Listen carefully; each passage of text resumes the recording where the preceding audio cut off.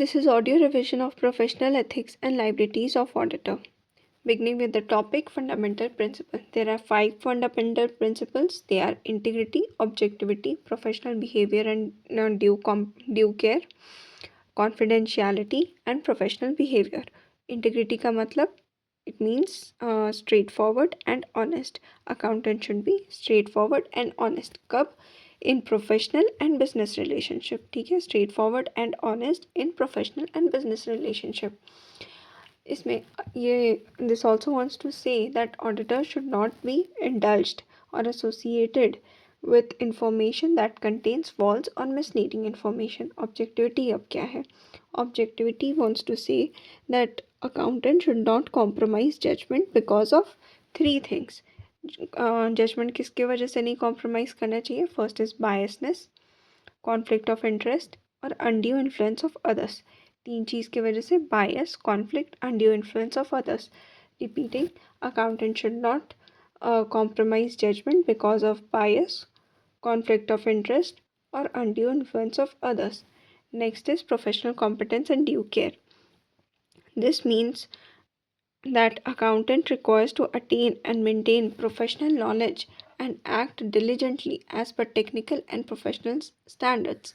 Attain and maintain professional knowledge and act diligently. ठीक है, professional competence and due care के लिए है कि उसको प्रोफेशनल नॉलेज होना चाहिए और डिलिजेंटली एक्ट करे. ठीक है. Next is confidentiality. It requires an accountant to respect confidentiality of information required as a result of professional and employment relationships. However, there are circumstances where professional accountants might be required to disclose confidential information or when such disclosure might be appropriate. ऐसे तो confidentiality maintain करने को बोला गया है accountants को in professional and employment relationship, चाहे वो प्रैक्टिस में हो चाहे वो जॉब में हो, को कॉन्फिडेंशियलिटी मेंटेन कर रहा है. पर कुछ सिचुएशंस ऐसा आता है जहाँ पे उन लोग को ये डिस्क्लोज करना पड़ता है. कौन कौन से केस में डिस्क्लोज करना पड़ता है? First is disclosure is required by law, अगर लॉ बोलता है तो. Second is disclosure is permitted by law and is authorised by client और एम्प्लॉइंग ऑर्गेनाइजेशन. पहला हो गया रिक्वायर्ड बाय लॉ, रिक्वायर्ड है first thing. Second is permitted by law and authorised by client. ठीक है, required by law, permitted by law and authorised by client और employing organisation. Then next is there is professional duty और right to disclose. ठीक है, अगर professional duty है या फिर राइट टू डिस्क्लोज है तब. अब ये कौन कौन से सिचुएशन में आएगा? इसमें अलग 4 पॉइंट्स हैं. ये होगा to comply with requirements of peer और क्वालिटी रिव्यू ऑफ ICAI. ठीक है, पीयर रिव्यू और क्वालिटी रिव्यू में कॉन्फिडेंशियलिटी मतलब मेरे को बताना पड़ेगा इस क्लाइंट के ये के बारे में, तो उसमें हम कॉन्फिडेंशियलिटी नहीं मेंटेन कर पाएंगे. तो this is required, this is professional duty, this is right to disclose. ठीक है, तो ये हो गया to comply with requirements of peer और quality review of ICAI. Then next is to respond to inquiry और इन्वेस्टिगेशन बाय रेगुलेटरी बॉडी. ठीक है, फर्स्ट इज पीयर रिव्यू और quality review, then is inquiry और investigation. Then third is to protect his interest in legal proceedings, to protect his interest in legal proceedings. Then last point is to comply with technical and professional standards. Now, in deciding whether to disclose confidential information, professional accountants should consider following points. ये disclose करने से पहले, कोई भी confidential information को disclose करने से पहले प्रोफेशनल अकाउंटेंट को ये कंसिडर करना चाहिए 3 पॉइंट्स. ये 3 पॉइंट्स हैं कि all relevant information is known and substantiated. First हो गया whether all relevant information is known and substantiated. Second is proposed type of communication and to whom it is addressed. Second is proposed type of information and to whom it is addressed. Third is whether parties to whom it is addressed are appropriate recipients. Third is whether parties to whom it is addressed are appropriate recipients. जिसको ये information देना है वो appropriate recipient है या नहीं. Then last is professional behavior. It requires accountant to comply with relevant laws and regulations and avoid any conduct that might discredit the profession. ठीक है, कंप्लाई करो laws and relevant laws and regulation से and avoid करो कोई भी ऐसा काम जिसकी वजह से प्रोफेशन का रेपुटेशन खराब हो, discredit the profession. Now, next topic is threats. Threats कितने टाइप्स के होते हैं? वो भी 5 टाइप्स के होते हैं. First is self interest, second is self review, advocacy, familiarity and intimidation. Repeating: self interest, self review, advocacy, familiarity and intimidation. Self interest क्या होता है? इट मीन्स कि फाइनेंशियल और other interest will influence the professional accountant judgement और behaviour. कि मेरा interest है, हमको ज़्यादा पैसा मिलेगा. ठीक है, ये जब केस आ जाता है तब आता है सेल्फ इंटरेस्ट थ्रेट. ठीक है, दिस मीन्स फाइनेंशियल और other interest will influence professional accountant judgement और behaviour. Example of circumstances: direct financial interest और close business relationship with client, या फिर होल्डिंग फाइनेंशियल इंटरेस्ट और receiving loan from employing organisation. कोई financial interest है या फिर क्लोज रिलेशनशिप है क्लाइंट से उस केस में, या फिर कोई फाइनेंशियल इंटरेस्ट होल्ड करें या फिर लोन लेना हो एम्प्लॉइंग ऑर्गेनाइजेशन से, तो सेल्फ इंटरेस्ट थ्रेट्स आता है. Now what is self review threat? Professional accountant will not appropriately evaluate results of previous judgment made or activity performed by accountant. अगर खुद का काम ही है तो वो खुद के काम को तो ठीक से चेक नहीं करेगा. जो कर चुके हैं उसको दोबारा अगर वो चेक करेगा तो उसमें तो वो अपना फॉल्ट नहीं निकालने का कोशिश करेगा, चाहे उसके पास हो. वो खुद गलती करेगा तो अपना गलती को सुधार पाना मुश्किल होता है. Professional accountant will not appropriately evaluate results of previous judgment made or activity performed by accountant. Now, what are the examples of these? Issuing report on effectiveness of system after implementing systems. ठीक है, हम issue कर चुके हैं effectiveness of system पे report, अब कैसे उसको फिर से रिव्यू करके और उसमें कुछ गलती निकलेगा तो उसको कैसे ख़राब बोल सकते हैं. Next is determining appropriate accounting treatment for business combination after performing feasibility study supporting the purchase. Now, third is advocacy threat. Advocacy threat क्या हुआ? This means that professional accountant will promote client or employing organization position to the point that the accountant's objectivity is compromised. ठीक है, ज़बरदस्ती जाके client को promote करे कि अरे इससे लो ना सामान, ये बहुत अच्छा है, ये बहुत अच्छा है. इस तरह से करने से अकाउंटेंट के मन में ऑब्जेक्टिविटी आता है. ऑब्जेक्टिविटी क्या था? बायसनेस, प्रोफेशनल जजमेंट में बायसनेस, कॉन्फ्लिक्ट ऑफ इंटरेस्ट या फिर अनड्यू इन्फ्लुएंस ऑफ अदर्स. ठीक है, तो एडवोकेसी में वो आ गया कि किसी को प्रमोट करना या एम्प्लॉय ऑर्गेनाइजेशन को या क्लाइंट को कि ऐसा लगने लगे कि अकाउंटेंट का ऑब्जेक्टिविटी ही कॉम्प्रोमाइज़ हो गया हो. Example: acting as advocate on behalf of assurance client in litigation और डिस्प्यूट्स, या फिर manipulate information in prospectus to obtain favourable financing. ठीक है, next is familiarity threat. Familiarity threat means due to long or close relationship with client or employing organization, professional accountant will be too sympathetic to their interest. ठीक है, अगर किसी के साथ bonding है, कोई तुम्हारा फ्रेंड है, तो ऑब्वियसली तुम उसके लिए तो अच्छा ठीक है तुम्हारा तो सही ही होगा, छोड़ो, उसके लिए तुम इतना स्ट्रिक्टनेस नहीं दिखा पाओगे. So that is familiarity threat. Due to long और क्लोज रिलेशनशिप विथ क्लाइंट और employing organisation, professional accountant will be too sympathetic to their interest. ना इसका एग्जाम्पल क्या है? Close family relationship with client और लॉन्ग एसोसिएशन विथ क्लाइंट. बहुत लंबे time से किसी एक ही क्लाइंट के साथ काम कर रहे हो तो ये फेमिलियरिटी थ्रेट तो आएगा. Next example is long association with individuals influencing business decision. Last threat is intimidation threat. ये क्या हुआ? Professional accountant will be deterred from acting objectively because of actual or perceived pressures.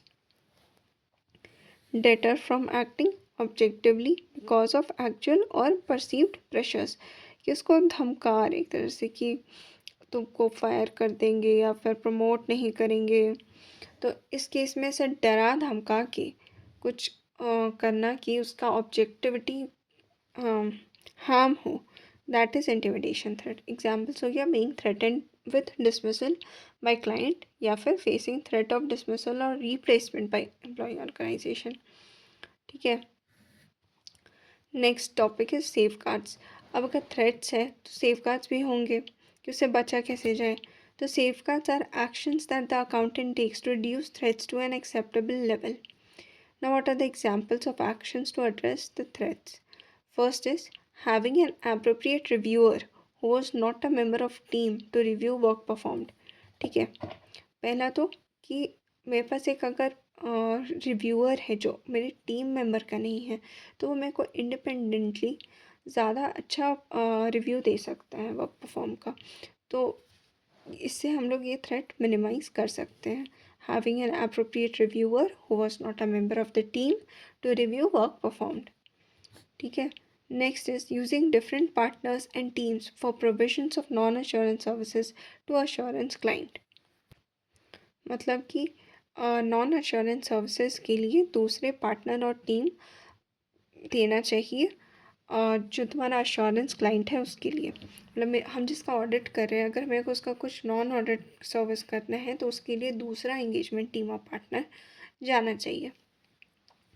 Third is involving another firm to perform और reperform part of engagement. दूसरे firm से भी कोई part engagement का perform करा लो या फिर रीपरफॉर्म करा लो कि मैंने ये किया था इसको फिर से ऐसा करो तो तुम्हारे पास ऐसा क्या आ रहा है वो चेक करने के लिए। तो having another firm to perform or re-perform part of the engagement. Last is separating teams when dealing with matters of a confidential nature. Separating teams when dealing with matters of confidential nature. Teams को separate कर जब कोई confidential nature को के बारे में बात होना हो तो टीम्स को सेपरेट कर दो ताकि शेयर ना कर सके। Now, non-compliance with laws and regulation. नॉकला क्या होता है? Non-compliance with laws and regulation means act of omission or commission, intentional or unintentional, which are contrary to prevailing laws or regulations, committed by client or professional accountants employing organization, TCWG of client or employing organization, management of client or employing organization, and other individuals working for client or employing organization. NOCLAT does not address personal misconduct unrelated to business of client or employing organization and non-compliance by parties other than listed out in NOCLAT definition. उसका मतलब NOCLAT means ऐसा act omission का या commission का या तो omit कर दिया या फिर ऐसा कर दिया इंटेंशनली या फिर unintentionally. omission, act of omission or commission intentionally or unintentionally which are contrary to prevailing laws or regulations. ठीक है, ऐसा कुछ omission कर देना या फिर commission कर देना। omission मतलब किया ही नहीं, commission मतलब कर दिया। ठीक है, जो कि प्रिवेलिंग लॉ और रेगुलेशन के ऑपोजिट है, contrary to prevailing laws and regulation. Intentionally किया हो या अनइंटेंशनली किया हो, ये कौन किया हो, कमिटेड बाय हूँ, बाय क्लाइंट और प्रोफेशनल अकाउंटेंट्स एम्प्लॉइंग ऑर्गेनाइजेशन। ठीक है, दोनों तरफ से, क्लाइंट का भी हो सकता है या फिर प्रोफेशनल अकाउंटेंट का एम्प्लॉइंग ऑर्गेनाइजेशन या फिर TCWG क्लाइंट का या फिर employing organisation, management of client या एम्प्लॉइंग ऑर्गेनाइजेशन या फिर other individuals working for client और एम्प्लॉइंग ऑर्गेनाइजेशन। ठीक है, तो कमिटेड किससे, क्लाइंट से या professional accountant, TCWG, management, other individuals of employing organisation या फिर क्लाइंट। नॉकला जो है वो पर्सनल मिसकंडक्ट को एड्रेस नहीं करता है, जो बिजनेस से अनरिलेटेड है उससे नॉकलर को मतलब नहीं है। ठीक है, ये जो है नॉन कंप्लायंस पार्टीज़ का सिर्फ उस वो देखता है जो नॉकलर की डेफिनेशन में आता है। अब नॉकलर की डेफिनेशन में कौन कौन से एग्जाम्पल्स हैं? First is fraud, corruption and bribery. Second is money laundering, terrorist financing and proceeds of crime. Third is securities market and trading. Fourth, data protection. Fifth, environmental protection. Sixth, public health and safety. And last is tax and pension liabilities and payments. ये कुछ examples हैं नॉकलर के जो नॉकलर cover करता है। Now applicability of responding to NOCLAR in India. Professional accountant in service जो है उसके लिए क्या एप्लीकेबल है? This is applicable to senior professional accountants in service being employees of listed entities. Senior professional accountants में कौन आ गया? Key managerial personnels. Key managerial persons क्या हो गया? Directors, officer, senior employees. और प्रोफेशनल अकाउंटेंट इन प्रैक्टिस के लिए profession applicable to audit engagement of listed entities in India having net worth of 250 crore और मोर। अगर 250 करोड़ और मोर है तो वैसे प्रोफेशनल अकाउंटेंट्स के लिए जिनका ऑडिट इंगेजमेंट लिस्टेड एंटिटी का है और उसका नेटवर्क 250 करोड़ से ज़्यादा है, 250 या तो 250 करोड़ और मोर, ठीक है, इंक्लूसिव है। Non responding to NOCLAR. Steps to be taken for responding. First is obtaining an understanding of the matter. पहले समझ लो, फिर address the matter. Third is seeking advice. पहले समझ लो, फिर मैटर को एड्रेस करो, फिर एडवाइस ले लो, फिर determining whether further action is needed. फिर ये देखो कि उसमें और एक्शन कुछ का ज़रूरत है या नहीं। Then imminent breach. Then determining whether to disclose the matter to an appropriate authority. And last is documentation. ठीक है, रिस्पॉन्डिंग टू नॉकलर में हो गया। Repeating the steps again. पहले समझ लो, obtaining the understanding of the matter, address the matter, seeking advice, determining whether further action is needed, imminent breach, determining whether to disclose the matter to an appropriate authority and documentation. अब नॉकलर और ऐसे 250 के बीच में differences क्या हैं?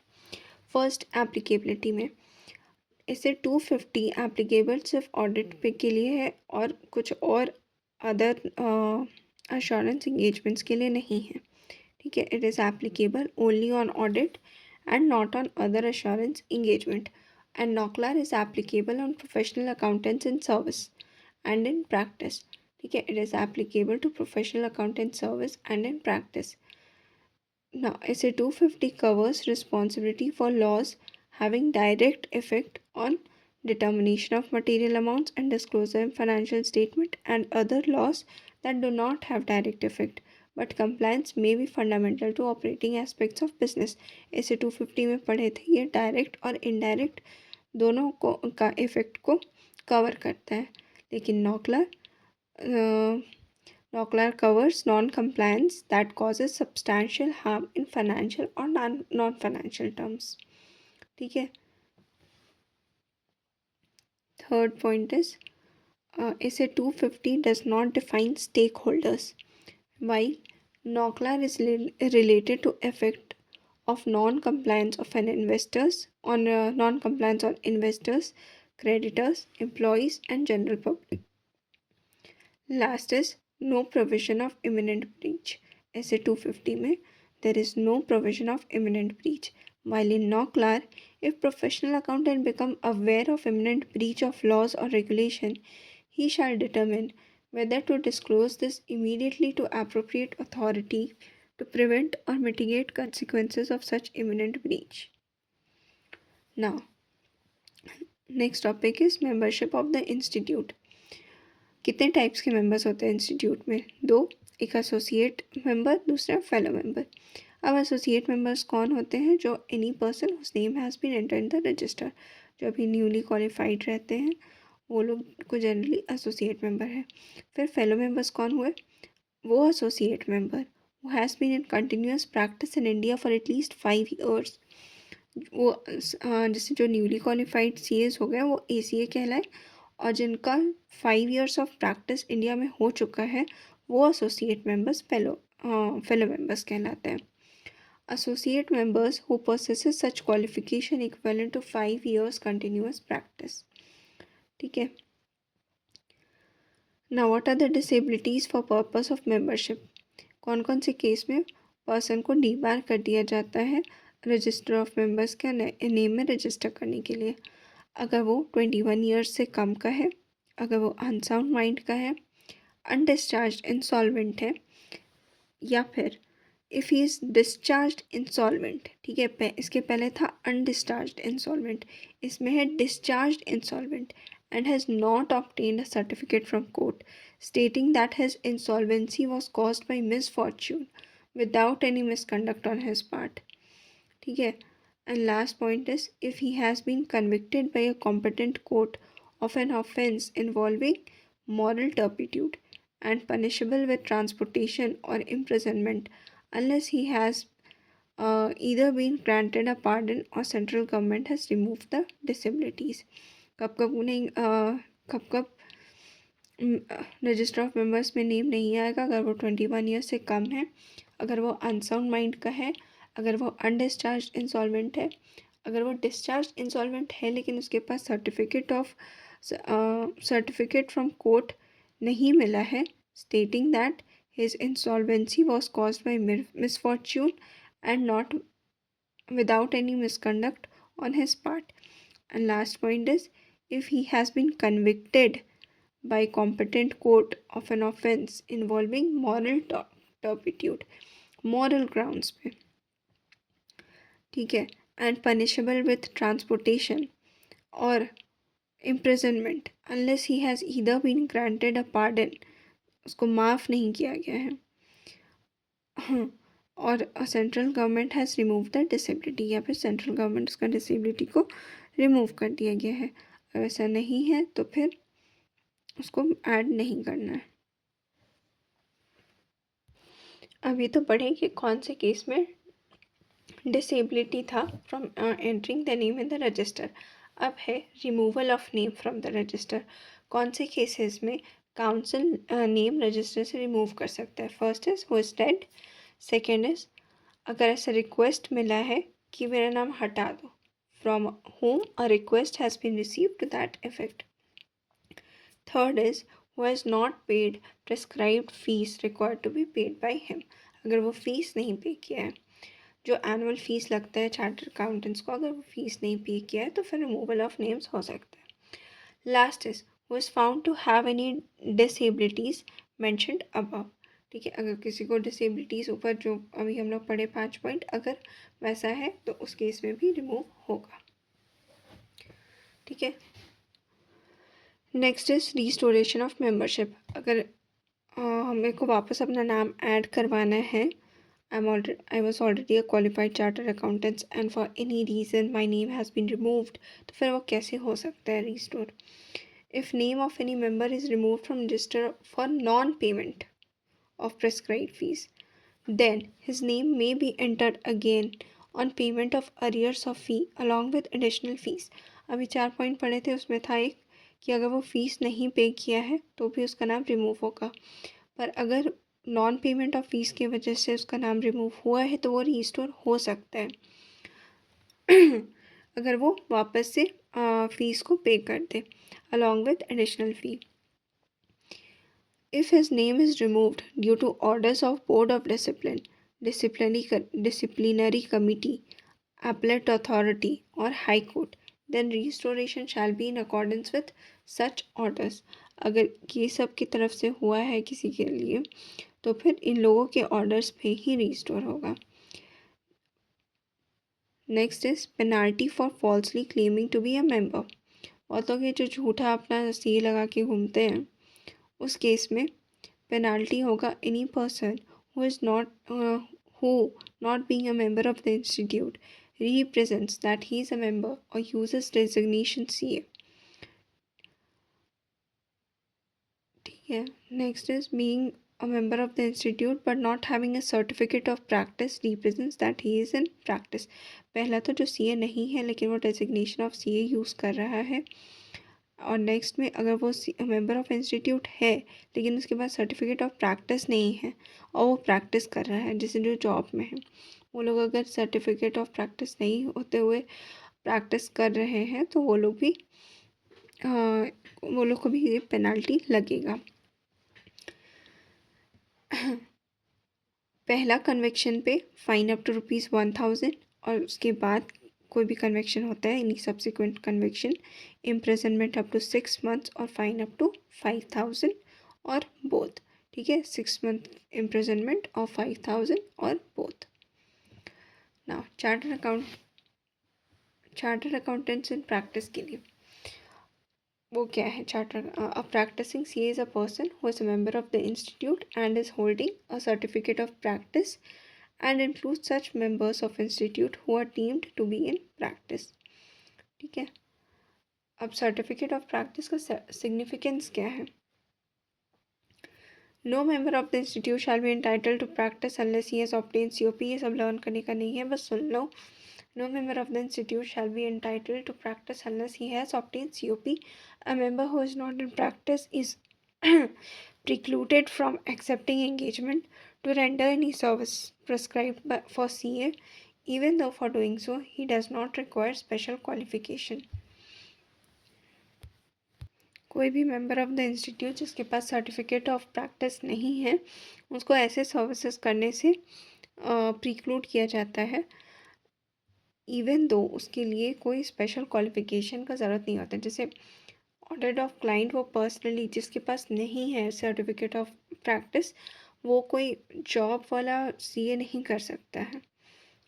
Although they both are CAs, but बिना certificate of practice के नहीं कर सकते।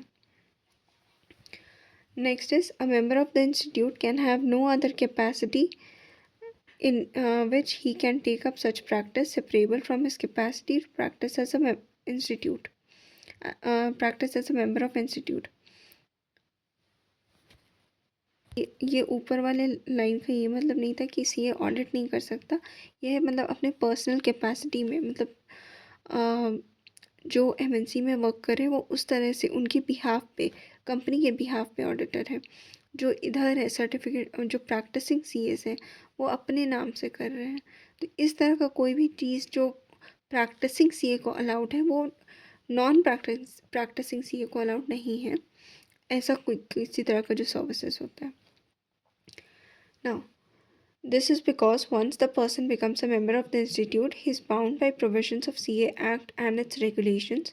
If he appears before Income Tax Tribunal as an income tax representative after having become a member of the institute, he could so appear only in his capacity as a CA and a member of institute. He could not contend that even though he continues to be a member of the institute and has punished by suspension from practice, he would be entitled to practice in other capacity। ठीक है, अगर वो suspend किया गया है तो ऐसा नहीं कि वो कर सकता है, अगर सस्पेंड है तो वो नहीं कर सकता है। Cancellation and restoration of COP। COP shall be liable for cancellation. अब अगर उस समय था मेंबर का नाम हटाना, अभी है COP कब कैंसिल हो सकता है? COP shall be liable for cancellation if name of certificate of practice holder is removed from register से हटा दिया तो COP पे cancel। Next is COP was issued on basis of incorrect, misleading or false information or by mistake। Next is member has ceased to practice। Last is member has not paid annual fees for certificate of practice till 30th September of relevant year। Council may restore the certificate of practice with effect from the date on which it was cancelled to a member whose certificate has been cancelled due to non-payment of annual fees and whose application along with fees is received by secretary before expiry of relevant year। ठीक है, अगर वो relevant year ख़त्म होने से पहले annual fees पे कर देता है आफ्टर 30th सितंबर, मतलब 30th सितंबर तक ड्यू डेट है, आफ्टर 30th सितंबर पर before expiry of relevant year अगर कर देता है तो उसी डेट से उसका रीस्टोर हो जाएगा जिस दिन सीज हुआ था। Now members deemed to be in practice. A member of the institute shall be deemed to be in practice when individually or in partnership with CA in practice in consideration of remuneration he engages himself in the practice of accountancy या फिर offers to perform service involving auditing or verification of financial transactions, books, accounts or records, or preparation, verification or certification of financial accounting, or holds himself out to the public as an accountant. Third is renders professional services or assistance relating to accounting procedures or recording, presentation or certification of financial facts or data. Fourth is renders such other services as in the opinion of counsel are rendered by a CA in practice. Now, pursuant to point 4 above, counsel has permitted CA in practice to render entire range of management, consultancy and other services which shall include following. अब council C in practice को क्या क्या services allowed किए हैं. Council C in practice को entire range of management, consultancy and other services allow किए हैं which includes, इसको भी बस एक बार सुन लेना. फर्स्ट है financial management planning and financial policy determination, capital structure planning and advice regarding raising finance, preparing project reports and feasibility studies, valuation of shares and business, and advice regarding amalgamation and merger, working capital management, cost management and decision making, preparing budget, profitability statements, etc., setting up executive incentive plans, wage incentive plans, etc., management and operational audit, quality audit, environment audit, energy audit, personnel recruitment and selection, including development of human resources, designing and conduct of training programs. Then acting as a registered valuer under Companies Act, ये important है, ये याद रखना. Acting as a registered valuer under Companies Act, valuation of securities or financial assets only and not for plant and machinery, etc.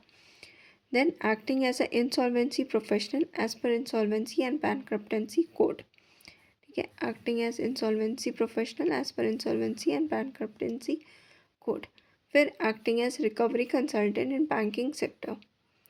Acting as recovery consultant in banking sector. ठीक है. Last 2 points. Acting as advisors or consultants to an issue including such matters as drafting of prospectus and memorandum, filling of documents with SEBI, preparation of publicity budget, advice regarding selection of brokers and underwriters, etc. However, CA in practice is not permitted to undertake activities of broking, underwriting and portfolio management services. 3 तरह का चीज़ इसमें वो नहीं ले सकता है. वो advice दे सकता है regarding selection of brokers and underwriters, but she is not permitted, तो खुद नहीं ले सकता है. Not undertake activities of broking, underwriting and portfolio management services. Last is administrative services. Administrative services involve assisting clients with their routine or mechanical tasks. Such services require little to no professional judgment and are clerical in nature. For example, word processing services, preparing and submitting forms, functions of a GST practitioner, etc. Next topic is maintenance of branch office. Branch office कैसे maintain कर सकते हैं? If a CA in practice or CA firm has more than one office in India, each one of such offices should be in a separate charge of member of the institute. अगर एक CA in practice का एक से ज़्यादा firm है India में, तो हर office में, हर फर्म में एक मेंबर ऑफ इंस्टीट्यूट होना चाहिए जो उसका इंचार्ज हो. ठीक है. Failure on the part of member of firm would constitute professional misconduct. CA in charge of the branch should be associated with member of firm either as a partner or paid assistant. Whole time employment, या तो उसका partner होना चाहिए या फिर whole time employment में होना चाहिए. एटलीस्ट सिचुएटेड और अटेंड ऑफिस फॉर 182 डेज. ठीक है, वहाँ पे जाके उसको उस ऑफिस में एटलीस्ट 182 डेज अटेंड करना चाहिए.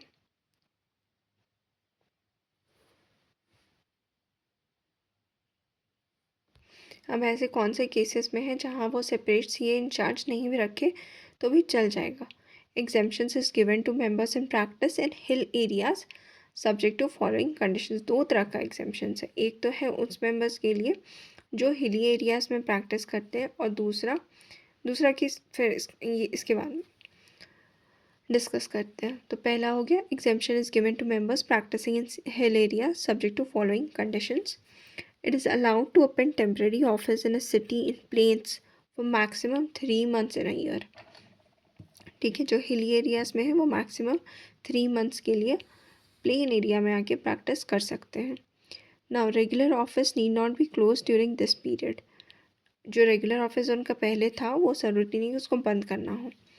Name board of the firm in temporary office should not be displayed other than the period such office is permitted to function as above.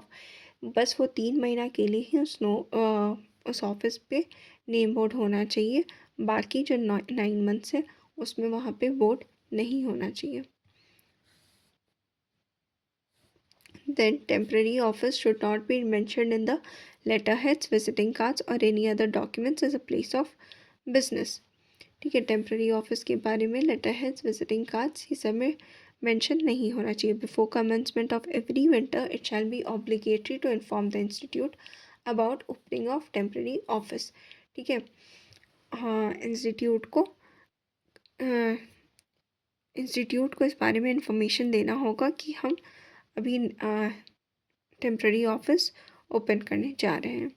Next exemption may be granted to member of firm to have a second office without such second office being under separate charge of member of the institute, provided जो दूसरा office है वो same premise में located है इन which first office is located. ठीक है, अगर same premise में लोकेटेड है तो दूसरा सीए इंचार्ज नहीं भी हो तो चलेगा, या फिर सेम सिटी में है जिसमें फर्स्ट ऑफिस लोकेटेड है, या फिर जो सेकेंड ऑफिस है वो with in a distance of 50 kilometres from municipal limit of a city in which first office is located. 3 चीज़ हो गया, same premises, same city, with in a distance of 50 kilometres from municipal limits of a city in which first office is located. ये जो दो main office है इसमें member को ये बताना होगा कि कौन सा उसका प्राइमरी ऑफिस है। ठीक है, मेन ऑफिस उसका कौन सा है, which would constitute his professional address. With regard to the use of name board, there will be no bar for putting up a name board in the place of residence of a member with designation chartered accountant, provided it is a name plate or a name board of an individual member and not name of the firm. घर के आगे अगर वो form नहीं है घर पे तो तुम बस ये XYZ लगा सकते हो, लेकिन फॉर्म का नेम वहाँ नहीं लिख सकते। फॉर्म का नेम वहीं लिखाएगा जहाँ पे फॉर्म है। Member in practice prohibited from using a designation other than chartered accountant. जो मेंबर इन प्रैक्टिस है वो दूसरा designation other than chartered accountant को नहीं यूज़ कर सकता, but a member who is not in practice and does not use designation chartered accountant may use other description. ठीक है, जो मेंबर प्रैक्टिस में है वो चार्टर्ड अकाउंटेंट के अलावा कुछ और नहीं यूज़ कर सकते, लेकिन जो प्रैक्टिस में नहीं है वो दूसरा डिस्क्रिप्शन भी यूज़ कर सकते हैं। Title, however use of the title और लेटर्स इनिशियल्स इज अलाउड। सिर्फ इनिशियल्स यूज़ कर सकते हो लाइक CA में। ठीक है, बट डेजिग्नेशन यूज़ नहीं कर सकते। Now company is not to engage in accountancy. No company shall practice as CA company बोल के नहीं प्रैक्टिस कर सकते। Include any LLP which has company as its partner. ठीक है, कंपनी करके यूज़ नहीं कर सकते। Include any LLP which has company as its partner. ठीक है, कंपनी या LLP नहीं कर सकते। KYC norms for CA in practice. Financial service industry globally is required to obtain information of their clients and comply with KYC norms. Keeping in mind higher standards of CA profession in India, Council of ICA issued such norms to be observed by members in practice. अब KYC में क्या क्या करना है? General information, 3 तरह का information रहेगा। General information, engagement information and regulatory information. Regulatory information सिर्फ कंपनीज़ के लिए है। ठीक है, जनरल इन्फॉर्मेशन में क्या आया name and address of individual या पार्टनर या एंटिटी, ठीक है, name and address of individual partner और entity, copy of PAN number, copy of last audited financial statement, business description, name of parent company in case of subsidiary, then engagement, ये sorry name of parent company in case of subsidiary, ये सिर्फ company के case में general information में इसको बताना होगा, ठीक है। फिर है एंगेजमेंट इन्फॉर्मेशन, इसमें है टाइप ऑफ एंगेजमेंट। फिर आता है रेगुलेटरी इन्फॉर्मेशन, इसमें क्या करना होगा, कंपनी आइडेंटिफिकेशन नंबर, डायरेक्टर का नाम और एड्रेस, डायरेक्टर का आइडेंटिफिकेशन नंबर, ठीक है। तो रेगुलेटरी इन्फॉर्मेशन में क्या क्या आया, company identification number, directors name and address and directors identification number, company identification number, send in director का नाम और एड्रेस, ठीक है। रेगुलेटरी इन्फॉर्मेशन में शॉर्ट में ही हो गया, सेंड इन डायरेक्टर का नाम और address. Then types of misconduct, दो तरह का मिसकंडक्ट होता है, एक होता है प्रोफेशनल, एक होता है अदर मिसकंडक्ट। प्रोफेशनल मिसकंडक्ट क्या है, professional misconduct has been defined in part 1, 2 and 3 of the first schedule and part 1 and 2 of the second schedule. Total 5 parts है, फर्स्ट शेड्यूल में 3 पार्ट्स, सेकेंड शेड्यूल में 2 part.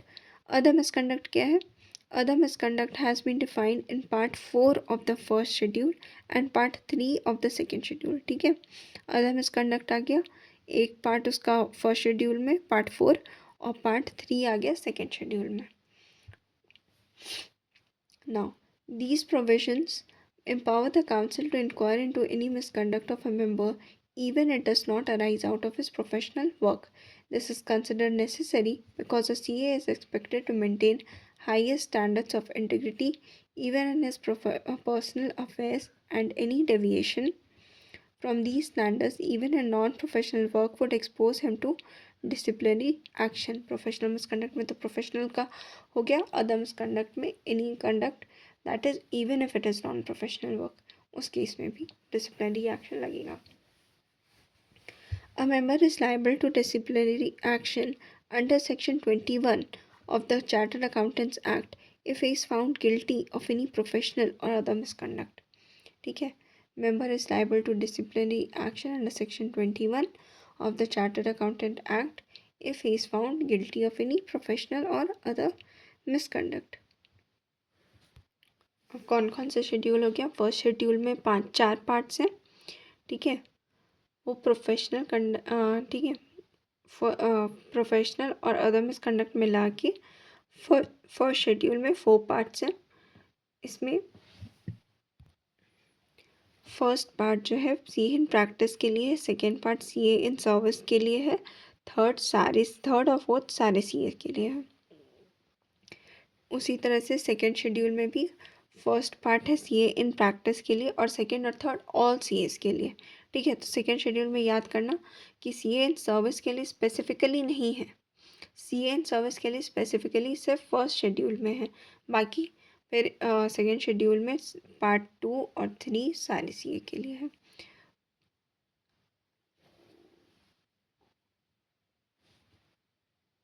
So, yeah, discussion of schedules will be in next part.